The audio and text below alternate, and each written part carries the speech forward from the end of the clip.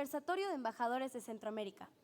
Para dar inicio, presento a nuestros invitados especiales.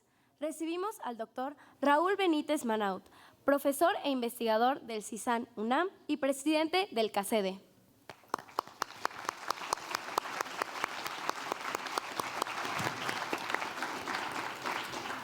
Saludamos al embajador en retiro, Ernesto Campos Tenorio, profesor adscrito del Departamento de Relaciones Internacionales y Ciencia Política UTLAP.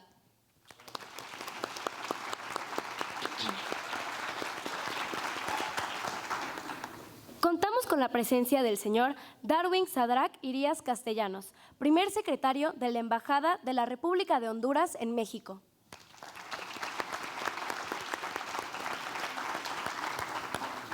Agradecemos la presencia del excelentísimo señor Edgar Armando Gutiérrez Girón, embajador de la República de Guatemala en México.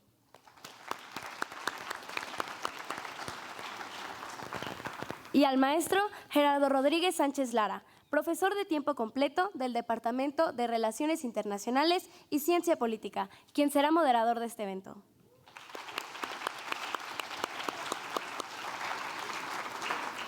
Se le cede la palabra al maestro Gerardo Rodríguez. Muchísimas gracias, Lirio. Y un aplauso a Lirio también, estudiante de Relaciones Internacionales del programa de Honores. Quisiera también agradecer la presencia de una colega mía en el Colegio de Defensa Nacional, la doctora Laura Elena Cubillas, quien fuera también subsecretaria para América Latina y el Caribe en el anterior sexenio. Laura, muchísimas gracias por acompañarnos. Un aplauso.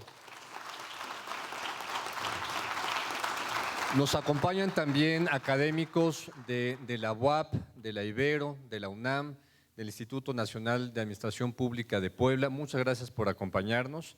Y estudiantes de la licenciatura en Relaciones Internacionales, Ciencia Política, Derecho, colegas de escuelas de la Ciudad de México, preparatorias de Puebla, Tlaxcala, muchas gracias por acompañarnos. Un aplauso para ustedes también.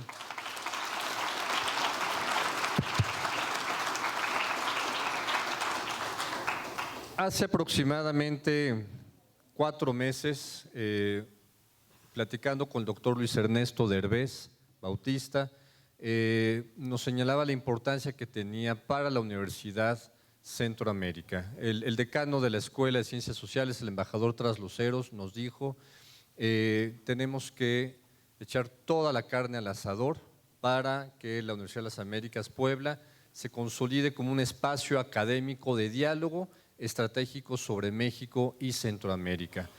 Lo dijo bien el doctor Derbez, lo dijo muy bien el embajador.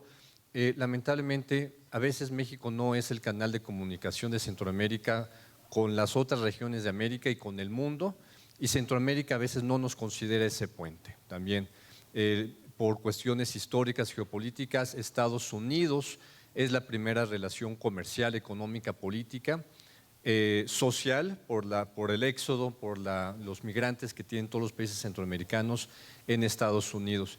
Pero México sí es el hermano mayor en términos culturales, nos quieren mucho en Centroamérica, pero hay que pasar del amor a un amor estratégico. Así es que este panel de lujo, y hay que decir algo también, y creo que doctora Laura Elena coincides conmigo, y el resto de los colegas que trabajan también en América Latina y Centroamérica, hemos dejado de ponerle atención a la región de Centroamérica. Cuando hicimos un catálogo de expertos que hay en las universidades públicas y privadas que trabajan en Centroamérica, son pocos con respecto a otras regiones del mundo.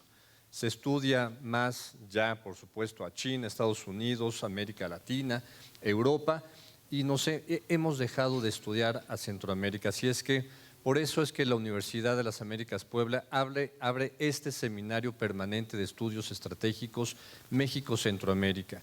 Este es el primer seminario que vamos a organizar aquí en Puebla, pero aprovecharemos también la extensión que tenemos en la Ciudad de México, la extensión de estudios en la Ciudad de México, para hacer otros diálogos con los agregados comerciales, los agregados militares, navales y aéreos, con el sector comercial, que aquí también tenemos representantes del COMSE, muchas gracias por acompañarnos. es importante entender todas las áreas que tenemos de relación con Centroamérica. Y voy a lanzar la primera pregunta en torno a eso. ¿Qué tiene que hacer México para aprovechar esta relación geográfica que tenemos con Centroamérica? Y nos acompaña también el exdirector para América Latina y el Caribe de la Cancillería Mexicana. Vamos a empezar en este mismo orden. Comentar, se incorporará posteriormente el ministro consejero de Asuntos Políticos de la Embajada de Honduras en México. Vamos en este orden, por favor, embajadores, doctores, amigos, ¿qué tiene que hacer México para reposicionarse de nuevo este diálogo estratégico? Con esto termino. Han fracasado Plan Puebla-Panamá, Iniciativa Mesoamericana y planes de desarrollo coyunturales en la región. ¿Qué tiene que hacer México para un diálogo estratégico con Centroamérica? Mi embajador Campos. Bueno, muchas gracias, Gerardo. Lo primero que tenemos que hacer es retomar el diálogo, como lo mencionó en su intervención, en su ponencia, el embajador de Guatemala. Pues México y Centroamérica, Centroamérica ha extrañado un poco a México durante los últimos años, y es porque México ha estado bastante ausente de Centroamérica, pues, al menos en los últimos años. Sí tenemos relaciones amistosas, culturales, la relación es intensa a nivel de los pueblos, pero se han llevado a cabo muy pocos proyectos. Necesitamos trabajar en la infraestructura, necesitamos tener mejores carreteras, ojalá y tengamos podamos tener las vías férreas para unirnos, ojalá y también pudiéramos tener la interconexión eléctrica, que es fundamental, y ojalá también pudiéramos hacer proyectos binacionales, como en el caso de Guatemala, el que mencionaba el embajador en el río Sumacinta, que yo conozco también un poquito el proyecto y es un proyecto sustentable, no afecta el curso del río y protege el medio ambiente, todo lo que hace el ser humano modifica el medio ambiente.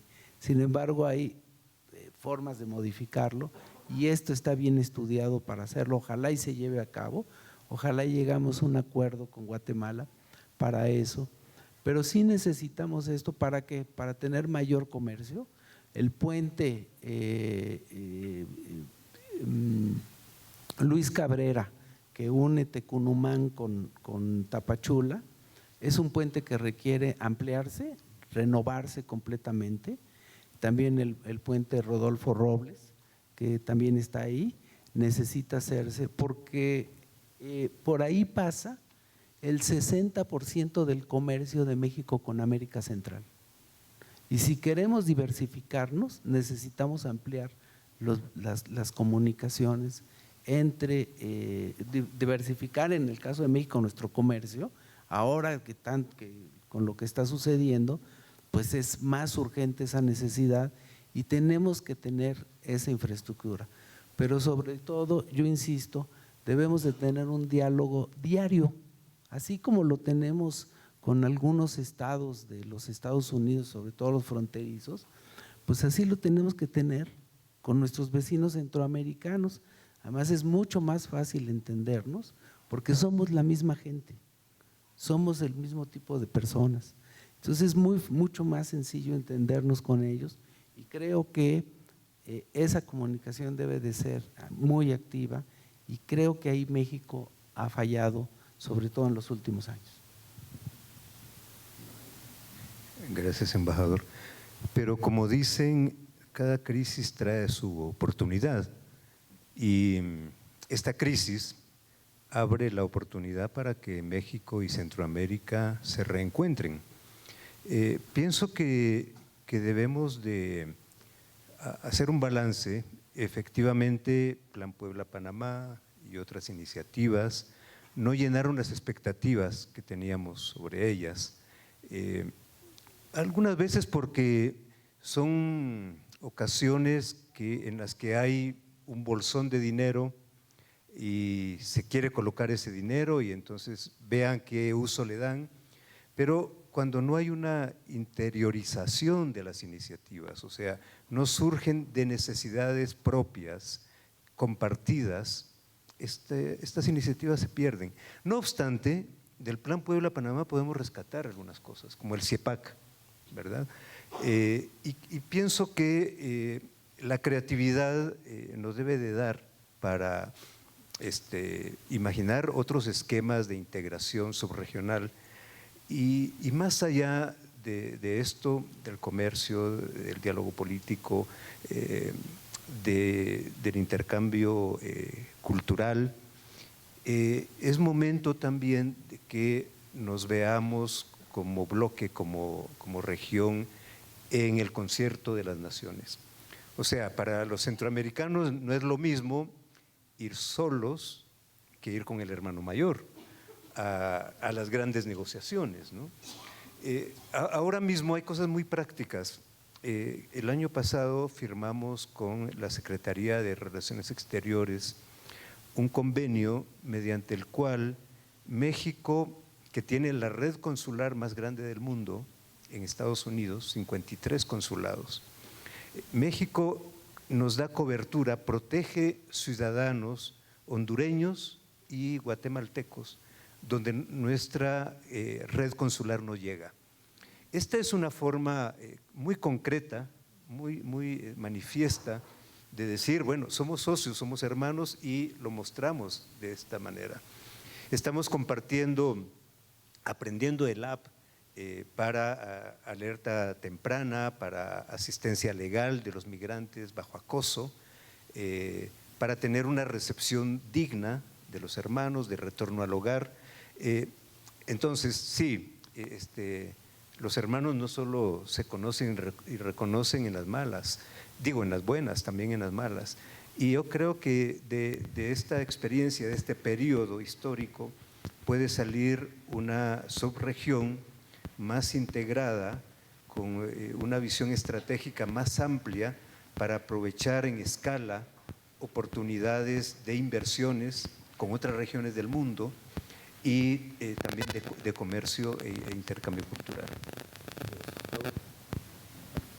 Sí, siguiendo la lógica de lo que han señalado los embajadores, yo creo que hay que empezar a estar a contracorriente de lo que hace Estados Unidos hacia nosotros, hacia México y hacia Centroamérica.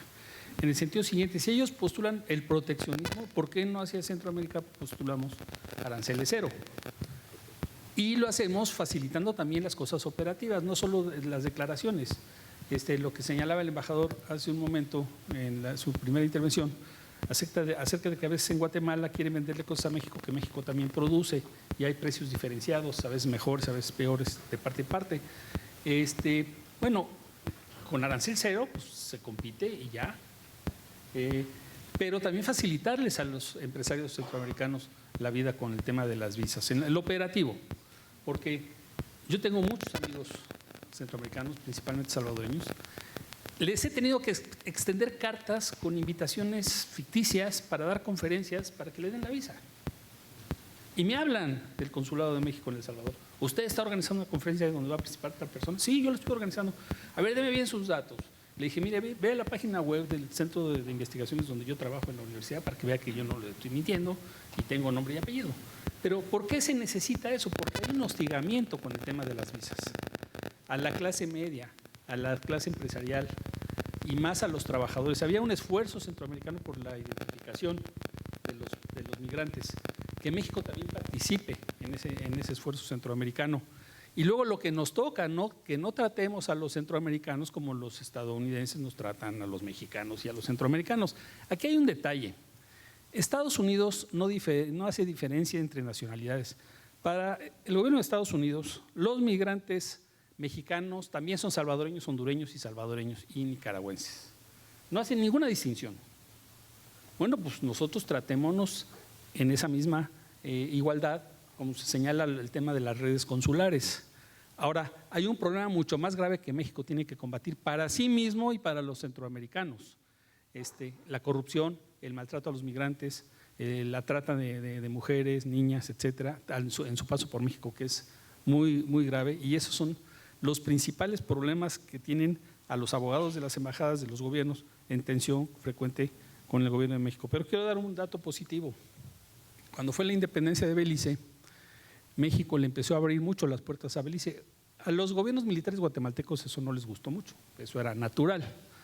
Pero, por ejemplo, en Belice no hay hospitales de alta especialización. México le ofrece a los beliceños tratamiento médico a muy bajo costo en Chetumal, paso libre de ambulancias a los hospitales del ISSSTE y del Seguro Social. No tienen ni que presentar ningún documento, pasan rápido porque son urgencias. En Belice, los beliceños tienen paso sin visa y sin ningún documento al estado de Quintana Roo, por lo tanto, los beliceños hacen todas sus compras los fines de semana en todos los centros comerciales de Chetumal. No hay problemas de aduanas, ni corrupción, ni nada, ni de ida, ni de venida. Esos son avances. Entonces, cosas prácticas que lo sienta la población de Centroamérica, positivas desde México, y también en viceversa, que haya cooperación de los gobiernos centroamericanos, porque el problema es común. Estados Unidos nos ve igual. Entonces, contestémosle con la contra. Pues, libre comercio entre tal y tal. Y eso daría una serie. Es como lo que hicieron China, Japón y Corea del Sur, una cosa inaudita. Hacen una alianza comercial porque Estados Unidos los está atacando a los tres de una forma similar. Pues entonces nos juntamos nosotros, ¿no? Es una cosa parecida, que tenga valor estratégico y que nos acerque, porque sí estamos distanciados, sobre todo por lo que nos reclaman los americanos, migración y drogas, un gran problema. Gracias. Darwin. Muchas gracias. Un honor compartir esta conversación, este diálogo con ustedes. Disculpo a la embajadora Sonia Cruz de Aspra, ella estaba en ese momento en camino a Ciudad de México, pero tuvo un problema de salud de último momento, entonces la disculpa del caso. El ministro McCoy, su jefe de misión diplomática, se encuentra en camino con un poquito de tráfico por estar aquí y en su momento ocupará este lugar. Pero contestando esa primera pregunta, desde la perspectiva hondureña, y coincido con ustedes aquí arriba, en que México tiene en Centroamérica pues una visión bastante grande y lo vemos como el hermano mayor. Si bien es cierto, nuestros hermanos mayores son los que nos protegen a los pequeños, vemos que México siempre ha sido un precursor de muchos cambios, de muchos planes como el Plan Puebla-Panamá. También aquí en México surgió el Plan de Desarrollo Integral para Centroamérica, que si bien es cierto, como mencionaba el embajador de Guatemala, van cambiando de acuerdo a los gobiernos, porque si algo nos diferencia mucho Centroamérica-México es que ustedes tienen un sexenio y nosotros tenemos en Honduras, por ejemplo, un gobierno de 4 años. Entonces, difícilmente la ideología de un presidente o presidenta en este momento puede coincidir con una estructura integral o puede coincidir exactamente con una visión de integración, que creo que eso es lo que nos ha hecho falta, esa visión de integración de Centroamérica. Si bien es cierto, estuvimos unidos a México hace muchos años atrás, si bien es cierto, se procura todavía esa integración, desde la CELAC, que en este momento pues está llevando a cabo el traspaso de mando de la CELAC en Honduras hacia Brasil. La CELAC siempre ha visto y se ha retomado, porque hubo un momento que la CELAC estuvo un poquito apagada, pero tuvieron a bien, bajo el mandato de nuestra presidenta Xiomara Castro, recuperar otra vez esa visión de la CELAC. Y una de las visiones de la CELAC es hacer una integración México-Centroamérica, todos los estados centroamericanos, latinoamericanos, el Caribe. ¿Por qué? Porque si Japón, China, Corea del Sur dijeron, ok, vamos a unirnos contra un enemigo común, vamos a hacer una integración, eso también necesita nuestro América Latina. Una integración que vaya en vista exactamente a que, independientemente de que sean 6 años aquí en México, 4 años en otro país, y coincidan o no las ideas de un partido político con otro partido político, que a veces esa es la gran diferencia que hay, ¿no? Que no coincidimos y tal vez México en este momento tiene, les voy a comentar, pues unos programas bastante grandes a nivel centroamericano. La directora para Centroamérica y el Caribe es testigo de ello. Fue el programa Sembrando Vidas y Jóvenes Construyendo el Futuro. fueron 2 programas y son 2 programas que nacieron aquí en México, que se replicaron en Honduras, en El Salvador tengo entendido y en Cuba también, que fueron programas que están dando frutos, que siguen dando frutos, porque ha permitido generar empleo, impulsar la agricultura, capacitar jóvenes, reducir la presión migratoria y ahora el joven decide quedarse en su país. Entonces hacen falta más de este tipo de proyectos, hace falta más de este tipo de que gobiernos repliquen también este tipo de programas, porque en Honduras hemos visto que ahora el joven con estas capacidades decide quedarse.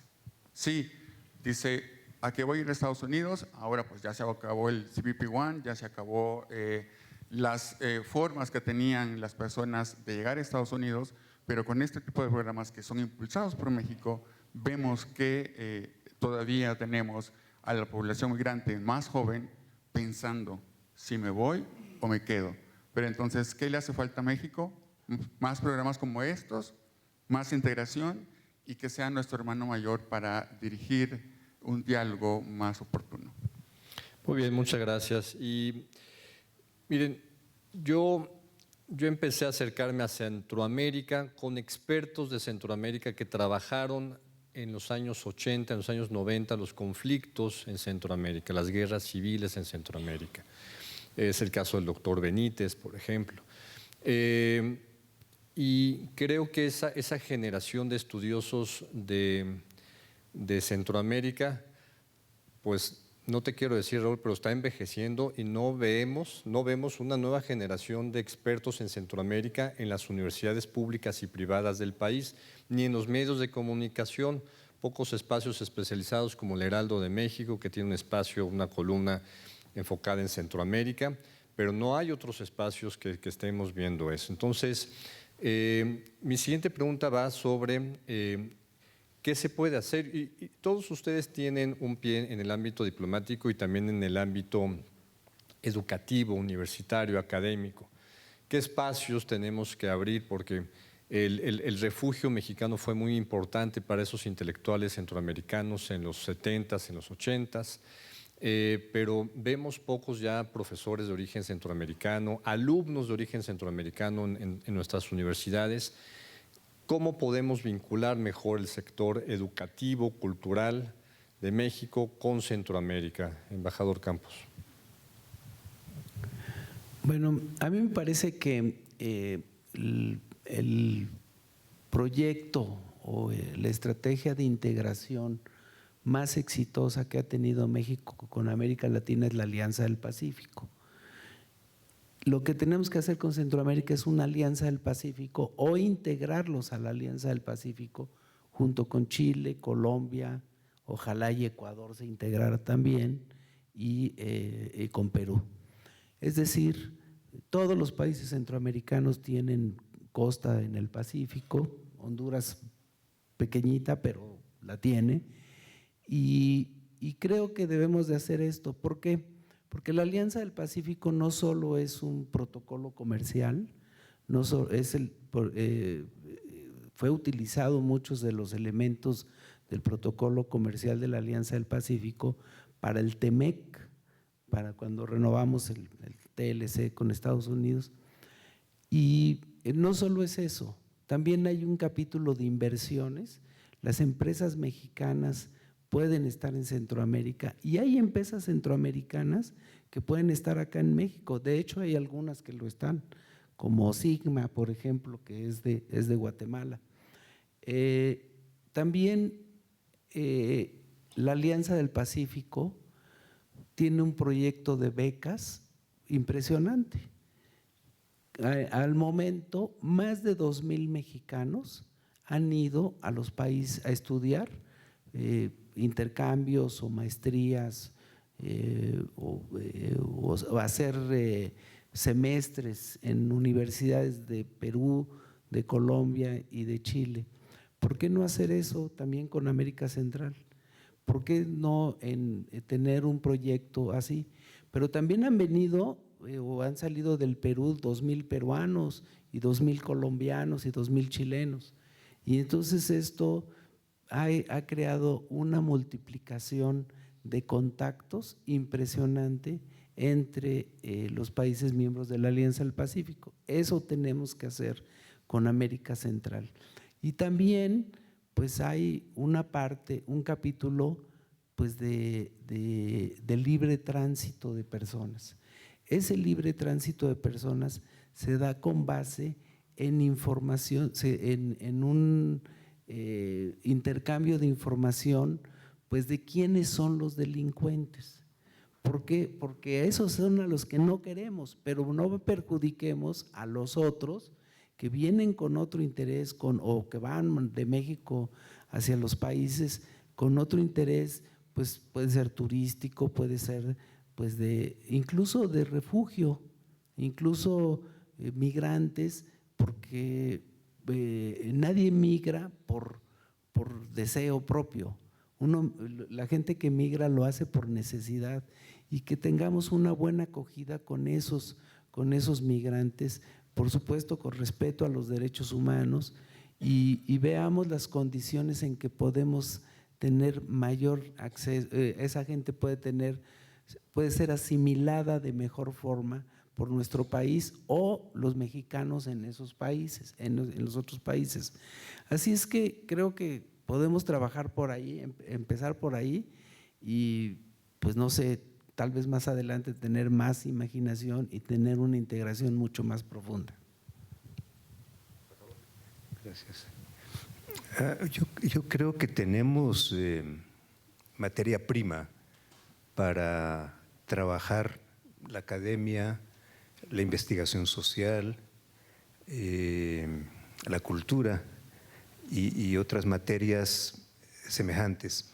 A ver, en México desde hace décadas están las sedes de instituciones regionales. Una que trata sobre temas de geografía e historia y que fomenta investigación, intercambio, que ha generado también una galería de mujeres notables científicas de la región. Otra institución especializada en educación para adultos, que otorga becas. Una tercera que trabaja temas de comunicación educativa. El embajador de Nicaragua lo mencionó, el Instituto Latinoamericano de Comunicación Educativa, ILCE. En fin, tenemos allí las herramientas. Lo que debemos es repensar estas instituciones a la luz de la crisis y de las oportunidades que tenemos en este periodo. Y hay que pues, darles la importancia que se merecen. Hay un renacer un poquito tímido del debate del estudio sobre Centroamérica. El año pasado, en el Colegio de México, inauguramos la Cátedra Centroamérica, que consiste en becas de investigación para centroamericanos en México. La primera beca la tuvo un nicaragüense, un joven nicaragüense, y este año el número de becas se multiplicó. Son esfuerzos que pueden ser pequeños en este momento, pero son muy significativos. La Cátedra Centroamérica consiste también, lo que se mencionó para la Universidad de las Américas, un seminario permanente en el que participan comunicadores, intelectuales, investigadores que vienen de Centroamérica y comparten con sus similares de México, y progresivamente comienza entonces la mirada sistemática sobre la región. Pienso que esto también es un punto de partida y nos puede llevar a pensar un poco en grande. En materia de intercambio educativo hay también convenios. La UNAM es un gran centro, un referente para todas las universidades, no solo estatales de Centroamérica, sino también privadas. Hay acá unas grandes oportunidades en el Instituto de Cancerología, de Cardiología, para especializaciones de centroamericanos, y están llegando y están sabiendo aprovecharlas. Pero, como digo, hay que incorporar todas estas experiencias que por ahora parecen aisladas en una gran visión y atrevernos a pensar, a ver, si vamos hacia una integración, demos la base educativa, tecnológica, profesional para esta integración. ¿Qué podría ser un desafío muy interesante? Pensemos en ir homologando pensa de estudios, de reconocimiento de títulos universitarios y que el tránsito de mercancías libre también tenga un tránsito de profesionistas, de técnicos en la región, que nos den esa base científico y tecnológica para darle soporte a la integración. Claro. Invitamos al ministro consejero de la Embajada de Honduras si nos puede acompañar. Muchas gracias. Antes de darle la palabra, por favor, ministro. Antes de darle la palabra a Raúl, retomo dos ideas del embajador Campos y del embajador de Guatemala. Son iniciativas que van por el tema de becas. O sea, si las universidades y México está interesado en atraer la intelectualidad, los liderazgos profesionales de Centroamérica, tenemos que otorgar becas, instituciones públicas y privadas, y es un esfuerzo que se tiene que hacer. Adelante, Raúl. Bueno, continuando con este tema de la cooperación educativa, científica, universitaria, bueno, también hay que ser críticos. En la UNAM, yo soy miembro del Comité de Admisión de los Becarios Extranjeros de la Facultad de Ciencias Políticas y Sociales para posgrado. Y no voy a decir nombres de presidentes, pero ya todos van a saber de quién estoy hablando.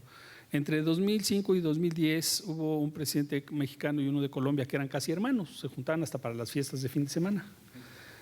Y entonces el CONACYT le daba becas solo a los colombianos y hasta ahorita predominan. El año pasado había 5 colombianos pidiendo beca en la Facultad de Ciencias Políticas y Sociales y ningún centroamericano. Y yo dije, yo no le vuelvo a dar becas a colombianos, yo no firmo ese papel. Y le fui y le dije a la directora, yo no firmo ese papel, ya estuvo bueno. Pero es que la UNAM no está promoviendo en Centroamérica los programas docentes de posgrado, para hablar del caso de la UNAM.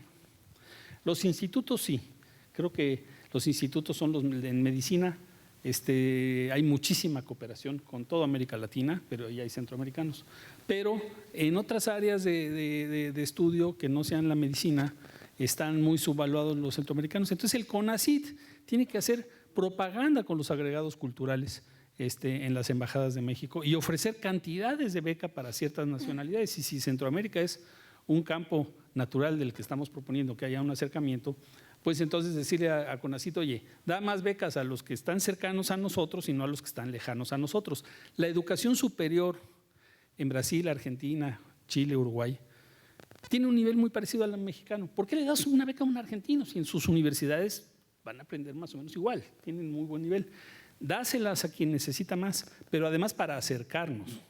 Entonces, a nivel de las universidades privadas, hay una red muy importante de universidades privadas en El Salvador y Guatemala, que son los casos que conozco, pero seguramente también lo hay en Honduras y en menor medida en Nicaragua, que pueden fomentar, por ejemplo, descuentos a universidades, hacer propaganda de esas universidades, alianzas universitarias.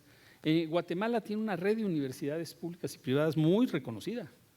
Se puede acercar la Universidad de las Américas con las autoridades de esas universidades y decirle, bueno, mira, yo no estoy en la Ciudad de México y yo te ofrezco estas ventajas comparativas y dar hasta descuentos en las matrículas y todo eso que podrían ayudar mucho a que ser más atractivo México, pero también enviar estudiantes mexicanos para allá, para que conozcan la realidad centroamericana.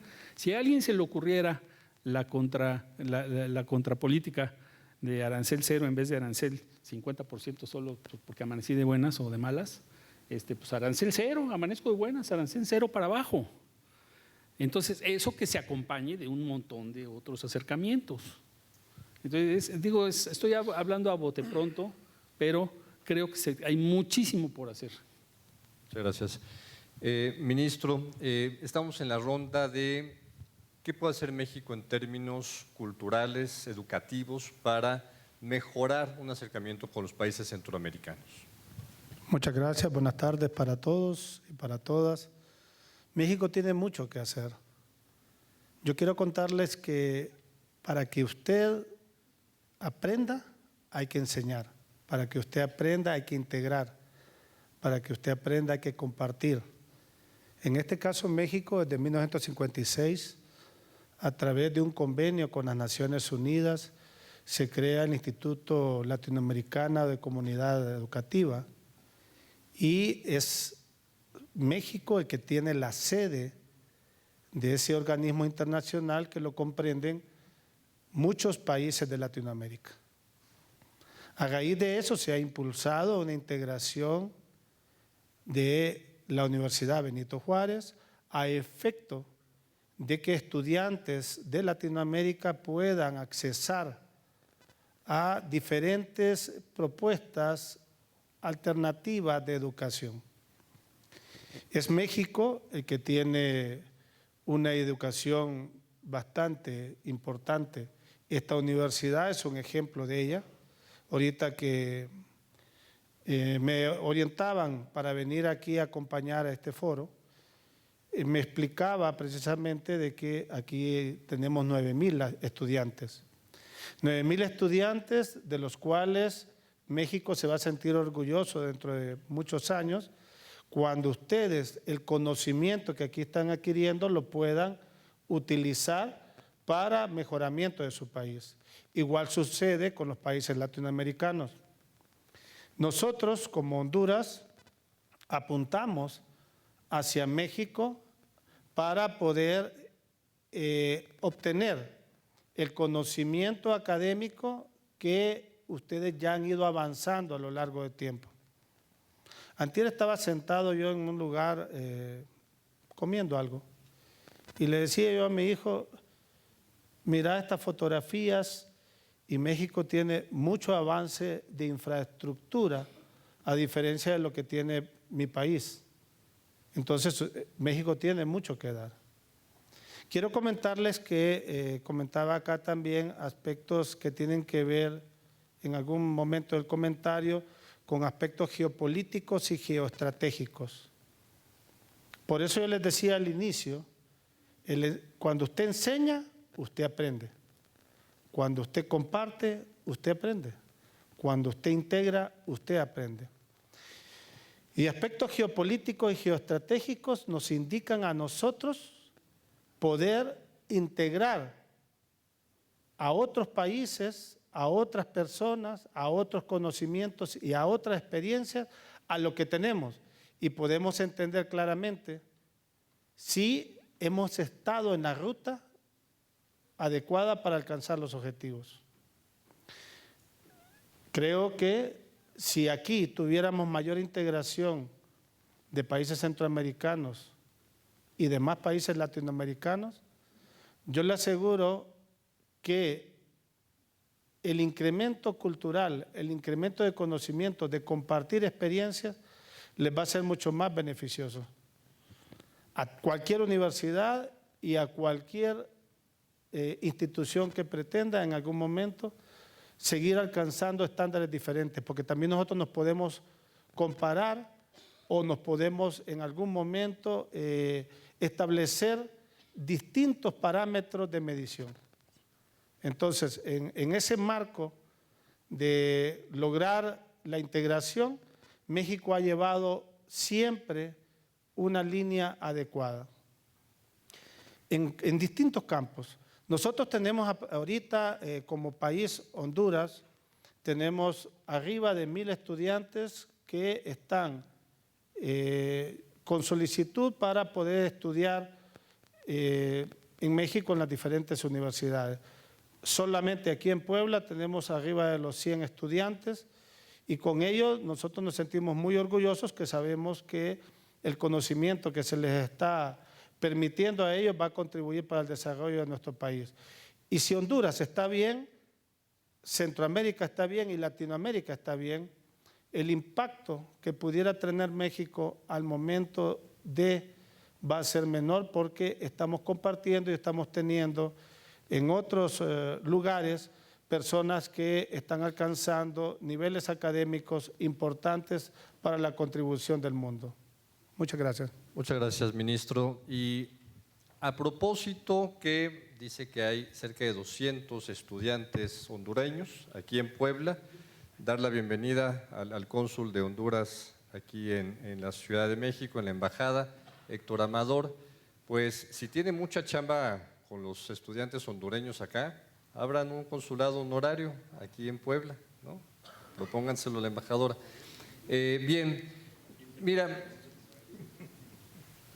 yo tengo mucha chamba y sé que uno tiene que ponerle mucha plata a ser cónsul honorario, y eso se los explico a mis estudiantes. El embajador de Guatemala comentó que la Cátedra de Centroamérica en el Colegio de México están invitando también a líderes de opinión. El doctor Derbez ya mencionó a 3 que nos acompañan, vienen desde la Ciudad de México 2, el licenciado José Carreño Figueres, que es el director de la sección internacional del Heraldo de México, mi casa editorial. Nos acompaña también la licenciada Patricia Estrada, de Radio Oro Noticias aquí de Puebla, y el director de información de Milenio Televisión, el director editorial de Milenio Televisión. Entonces, nos interesa que esto también se escuche. Este esfuerzo, la universidad está haciendo un esfuerzo importante para hacer este diálogo. Y espero que me esté escuchando por allá Judith Montañez, porque vamos a abrir ya el espacio a preguntas y respuestas con ustedes, con los estudiantes, con los invitados especiales que están con nosotros. Levanten la mano, por favor. Preséntense, por favor, de qué institución vienen, su nombre, y adelante. Por acá hay 3 jóvenes. Adelante, por favor.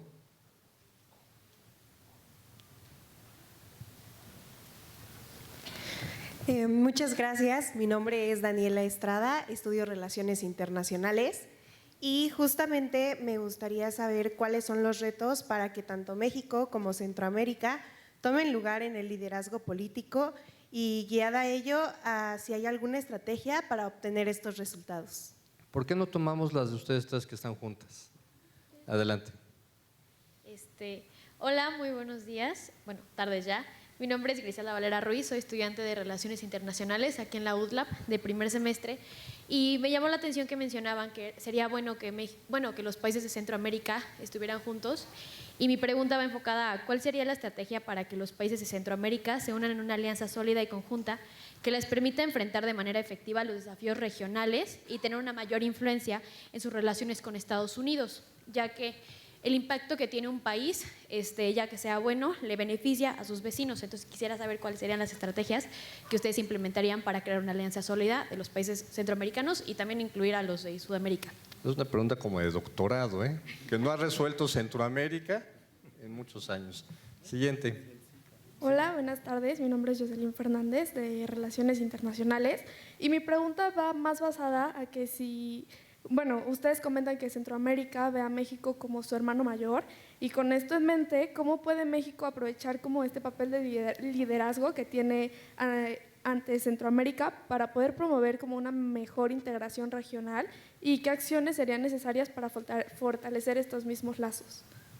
Gracias. ¿Qué le parece que ahora empezamos de la extrema mi izquierda con el ministro, por favor? Y vamos hacia la derecha. Bien, muchas gracias por sus interrogantes. Entiendo que podemos resumirlas en liderazgo, integración e igualmente el papel de México en esta integración que tiene que ver con toda Latinoamérica. Ustedes como México ya lo han iniciado. Ustedes como México, si tomamos la historia, ya están dando pasos.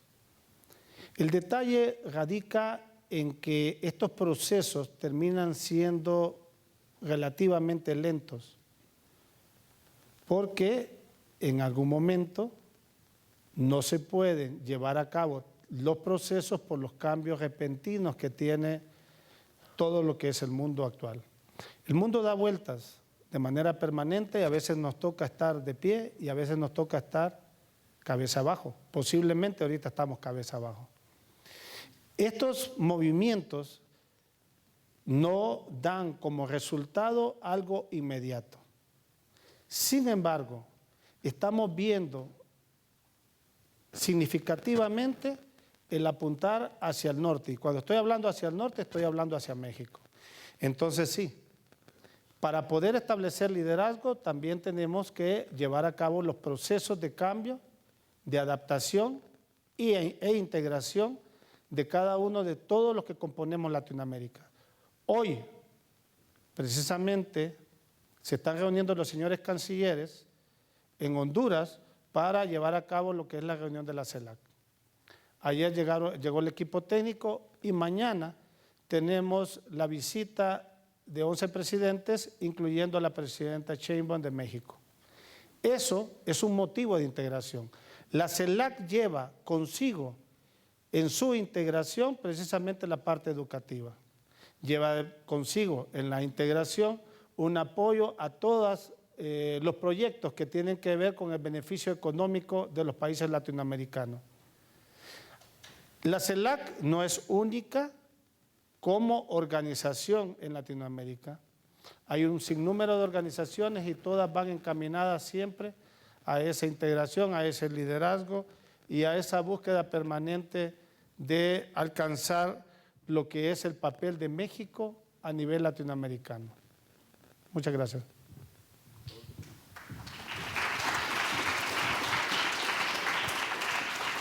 Bueno, continuando con la misma lógica de pensamiento del agregado de negocios de la Embajada de Honduras, que concuerdo. En América del Sur está la UNASUR. Tiene muchos problemas y lo que queramos, pero está.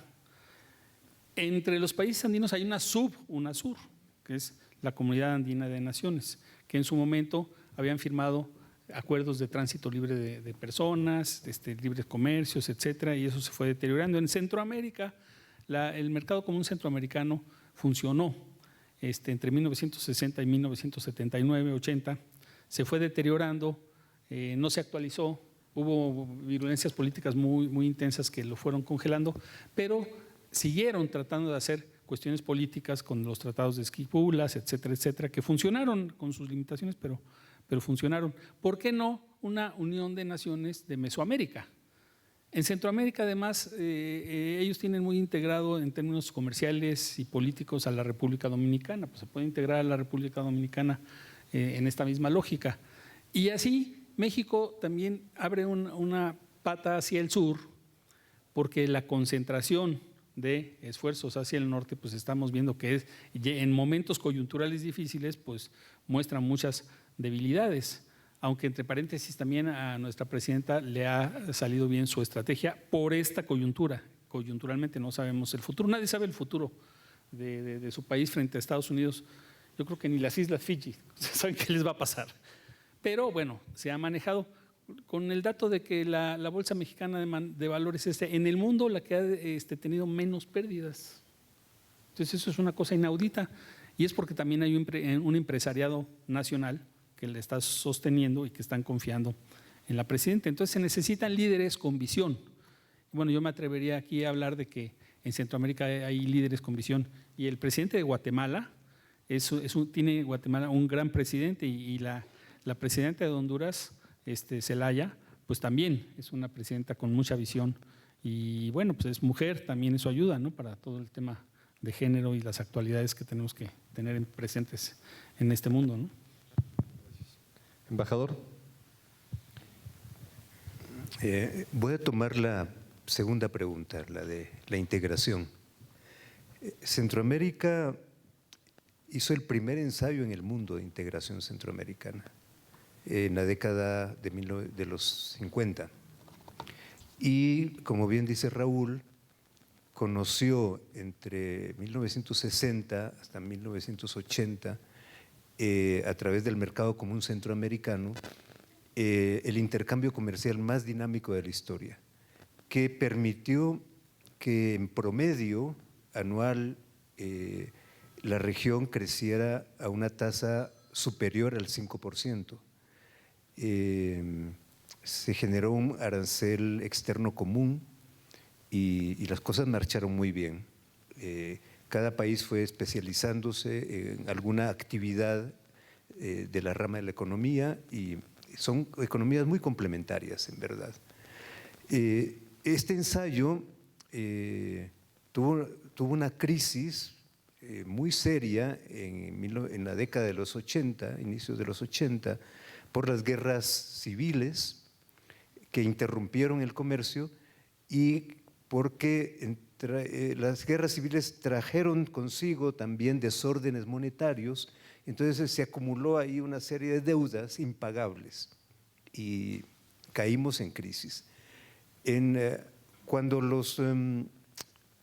Cuando vino el riesgo de la regionalización de la guerra, donde ya dije México con el grupo de Contadora jugaron un papel de contención vital, se abrió un espacio que fue un espacio político para que viniese la segunda etapa de la integración centroamericana.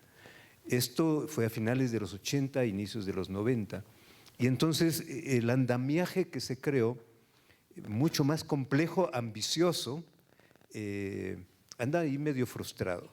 Pero veamos, Centroamérica creó el sistema de integración centroamericana dirigido por los presidentes de cada país y operativamente por los cancilleres, pero además se animó a crear un parlamento centroamericano, emulando al Parlamento Europeo.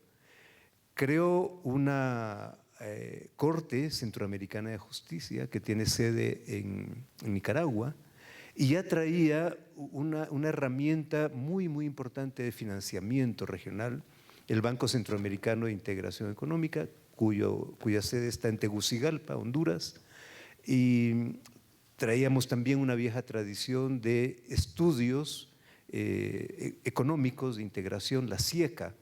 En fin, ahí está todo, digamos que como que estamos en una cocina, ahí tenemos todo lo necesario para realmente generar la nueva receta de la integración centroamericana del siglo XXI. Tenemos ahora una dificultad y hay que reconocer, no todo es idilio, ¿verdad? No todo es color de rosas. Centroamérica está entrando en un proceso por las propias crisis de sus sistemas políticos nacionales, está entrando en un proceso de diferenciación política. Y necesitamos, yo no sé si un mediador, un árbitro, pero alguien de confianza que nos ayude a superar esta brecha, porque no podemos tirar como dicen popularmente, el agua sucia con todo y el bebé. Tenemos que rescatar, ¿no? Tenemos que hacer renovaciones y creo que México políticamente y económicamente puede entrar a jugar en un momento que es propicio y hay una herramienta que se generó pensando en las migraciones, encontrar otro ángulo de enfoque a las migraciones. Y está ahí el conocimiento, los estudios muy detallados, no hay que partir de cero, ni inventar el agua azucarada, el plan de desarrollo integral, que tiene muchas cosas rescatables, muchas cosas vigentes también. Ahí se incluye el plan de interconexión eléctrica, entre otros. Entonces, yo creo que justamente allí el tema de la integración no es un tema de historia, es un tema de presente y futuro en el que México, y ya se mencionó muy bien República Dominicana, Panamá, que tiene la triple condición de estar geográficamente en Centroamérica, históricamente en Sudamérica y culturalmente en el Caribe, puede jugar también un rol muy, muy importante. Y hay que pensar cuando hablamos de integración no solo en la masa continental, hay que voltear la mirada al Caribe, con una pluralidad de culturas y demás. Somos una región natural y pienso que estamos desaprovechando esa condición. Bueno, a mí me parece que la integración no solo es una labor de los gobiernos. Ciertamente los gobiernos tienen una gran responsabilidad en propiciar los medios para esa integración, pero los pueblos tienen que ir más allá de lo que hacen los gobiernos. En este caso, por ejemplo, las universidades de México y de Centroamérica deben de buscar una mayor integración, deben de buscar un mayor intercambio de estudiantes y yo conozco todos los países centroamericanos, he estado dando alguna charla en algunas universidades centroamericanas y les aseguro que hay universidades de altísimo nivel. La Universidad de San Carlos en Guatemala, la Landívar allá en Guatemala, la UCA en El Salvador, la Universidad Central de Costa Rica, también la Universidad de Honduras. Sí hay universidades de muy buen nivel en América Central y bueno, en Costa Rica está el INCAE, que es uno de los centros de estudios económicos más importantes de América Latina, no solo de Centroamérica. Muchos mexicanos van a estudiar allá, por cierto. En fin, creo que por ese lado también tenemos que trabajar. También tenemos que trabajar por el lado del arte, de la cultura. Por ejemplo, hay algunas cosas que debemos de retomar. Antes venían anualmente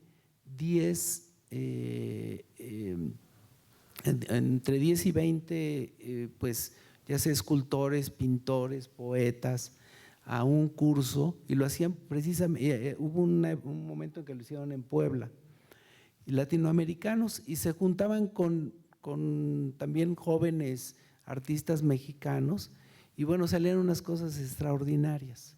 Ese tipo de integración la tenemos que volver a hacer, y la tenemos que hacer con los centroamericanos. En Centroamérica, por ejemplo, está muy desarrollada la artesanía. En México, pues igual, en esta ciudad, por favor, claro que lo está. Entonces, también debemos que trabajar en esos ámbitos e ir más allá de las iniciativas del gobierno. Los gobiernos tienen su ámbito, tienen sus limitaciones presupuestales, etcétera, pero el sector privado, las universidades, en fin, podemos hacer mucho más por la integración y esa va a ser una integración mucho más profunda. Muy bien, muchas gracias, embajador. Tenemos espacio para un par de preguntas más. Hay muchas. A ver, la señora de Rosa que está haciendo, pero que por favor, que yo. Y después aquí abajo. Una ronda. Sí, adelante. Sí, buenas tardes. Mi nombre es Constanza Guarneros, represento un medio de comunicación en Tlaxcala con una influencia muy importante de audiencia allá en la Unión Americana. Mi pregunta es hacia los ponentes. ¿Cuál es su opinión respecto de los aranceles que ya entraron en funciones de Estados Unidos hacia México y si hay la posibilidad o tienen el alcance de de algún plan con México, un plan estratégico económico con México? Muchas gracias. Vamos por aquí abajo, colega del COMSE, ¿verdad? ¿De dónde? Bueno, preséntate y después Abelardo Rodríguez, por favor, adelante. Buenas tardes. Egresado nuestro, ¿verdad? Egresado de aquí de las Universidades Américas, de Relaciones Internacionales, Jaime Wong, actualmente director general de UCE México, es una empresa de capital portugués que iniciamos operaciones en unos meses más. Bueno, aquí hay dos temas. México, rapidísimo, para no quitar tiempo y compartirlo. México tenemos tratados bilaterales, tratados de libre comercio con todos estos países que no aprovechamos, en primer lugar.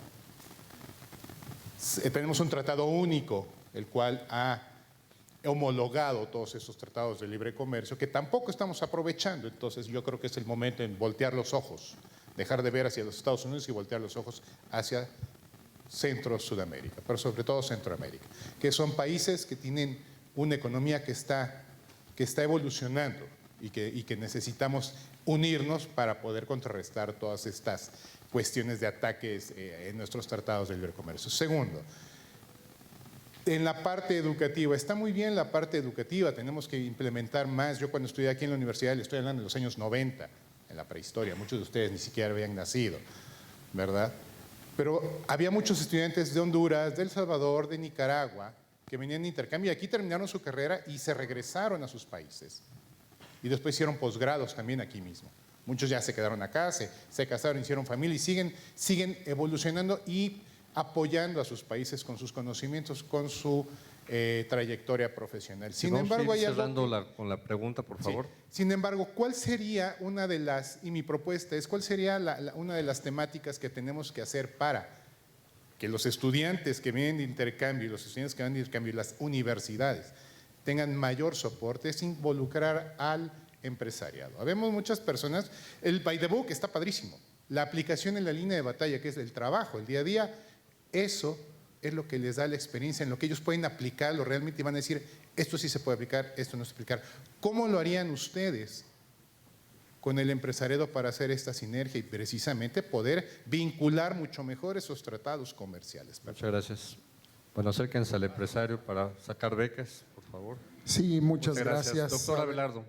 Abelardo Rodríguez, profesor de tiempo completo en la Universidad Iberoamericana en la Ciudad de México. Rápidamente, escuchando este espléndido panel, saludando también a mi colega, el maestro Gerardo Rodríguez, felicitando nuevamente por esta iniciativa, no puedo dejar de pensar en la iniciativa de Bolívar y el encuentro de 1824, que posteriormente se desarrolla en 1826 en la ciudad de Panamá, como el primer gran encuentro de confederación para la primera iniciativa de una organización incluso interamericana. México asisten los países centroamericanos y participan también los gobiernos de los Andes y de Sudamérica. Pensando en proximidad, obviamente el tema de la proximidad y la cercanía geográfica permitió este encuentro y innovar una confederación. Estaba obviamente en proceso la independencia latinoamericana. Es decir, a lo que voy es con la pregunta, ¿cómo repensar un nuevo espacio geoestratégico que una México con Centroamérica, tener en cuenta también de manera natural los Andes, que tenga como epicentro el reforzamiento y el replanteamiento de la relación mesoamericana y que en realidad va a miles de años por la geografía, que en este momento donde se está viniendo abajo el proceso de integración norteamericana, como bien se decía, México y Centroamérica se tienen que reencontrar, pero estaría yo apelando a su experiencia de cuál podría ser el espacio geoestratégico, intelectual, político y financiero para reimaginar y reproyectar a la región. Bueno, otra pregunta de doctorado del doctor, tremenda. Yo les pediría muy breve, si se puede, en un minuto, una respuesta breve a lo que les haya quedado de estas preguntas. Mi embajador Campos, por favor. Un minuto, un reto para los académicos y los diplomáticos. Bueno, de esta última pregunta, yo diría pues, hacer una alianza del Pacífico. Lo que hemos hecho en la Alianza del Pacífico, profundizarlo y hacerlo con América Central. Y de los aranceles, yo le diría que es un momento muy complejo, es difícil encontrar una solución y los mercados lo están reflejando porque hay una enorme inestabilidad y mucha incertidumbre de lo que va a suceder. Y lo que tenemos que hacer en México al menos pues, es diversificarnos. Eso no va a ser a corto plazo. Gracias. Un aplauso para el embajador y gracias por la brevedad. Embajador. A ver, medio minuto para un comentario sobre aranceles no solo México fue lastimado, también Centroamérica. Todos teníamos un arancel del 10%. Y yo tomaría la receta de Raúl. Yo creo que esto es lo que corresponde. Hagamos lo contrario y creo que nos va a ir mucho mejor. Ya esa página de la historia del proteccionismo ya pasó y hay que pasarla. Luego, la otra parte es la pregunta sobre sector privado y educación. Yo creo que el sector privado puede jugar, debe jugar un rol estratégico en este momento y lo puede hacer de diferentes maneras. Pienso, esta universidad es un ejemplo de cómo fundaciones privadas pueden hacer pues impulsar educación y podemos ir en esta misma dirección impulsando educación para la integración y mediante fundaciones privadas que no necesariamente tienen que estar en México, pueden estar algunas en Honduras, otras en Costa Rica, etc. Y creo que es más valioso que nunca porque también las fuentes de cooperación tradicional de Estados Unidos y los aportes que Estados Unidos daba a los organismos multilaterales de distinta naturaleza se están secando y es así, previsiblemente ya no van a aparecer. Entonces, de nuevo, el sector privado. Y aquí no nos cerremos al sector privado de Estados Unidos y no nos cerremos a alianzas subnacionales en Estados Unidos con los estados. Hay estados como California que bien puede, con la población y todos los demás, bien puede ser parte de acuerdos de integración parciales con la región.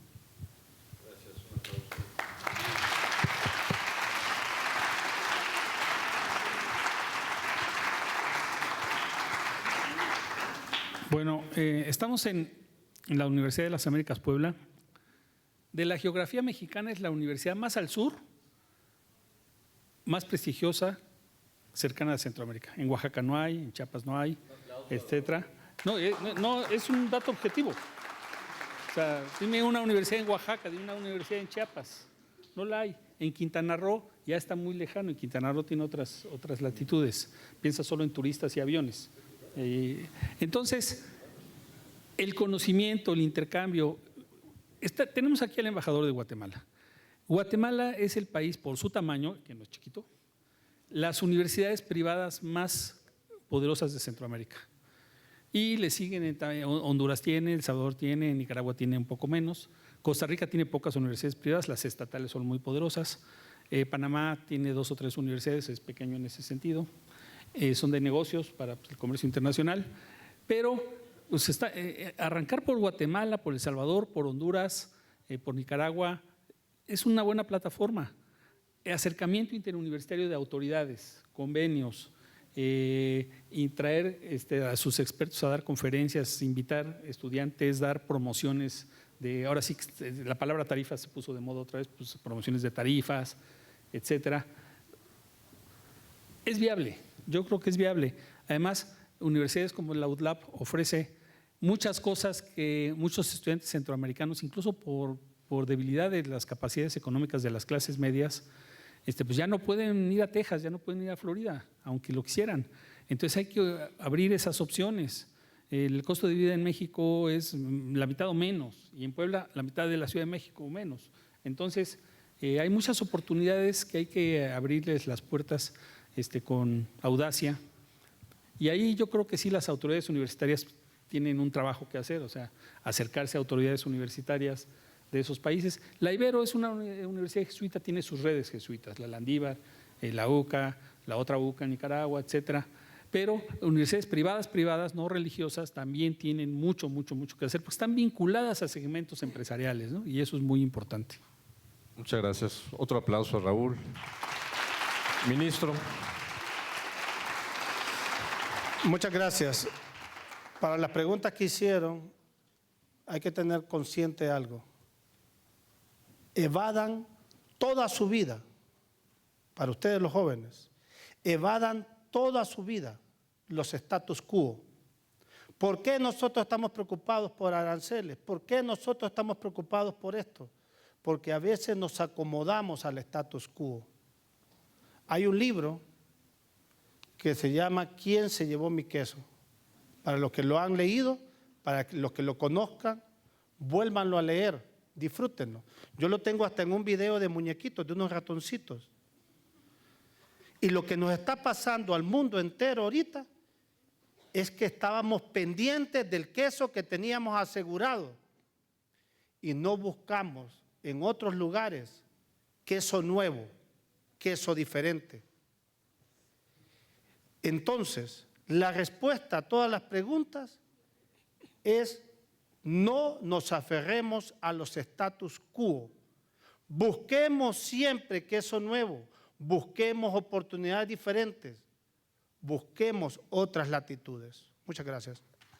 Muchas gracias. Y vamos a pasar directamente a la clausura. Le pido a nuestras dos autoridades académicas que nos acompañan el día de hoy, el decano y la doctora Tania Trasloceros, que nos acompañen, por favor, ya directamente a la entrevista. Lirio, te cedo el micrófono. Muchas gracias. A continuación, se le cede la palabra al doctor José Gerardo Trasloceros Hernández, decano de la Escuela de Ciencias Sociales UDLAP, para que nos dirija su mensaje de clausura.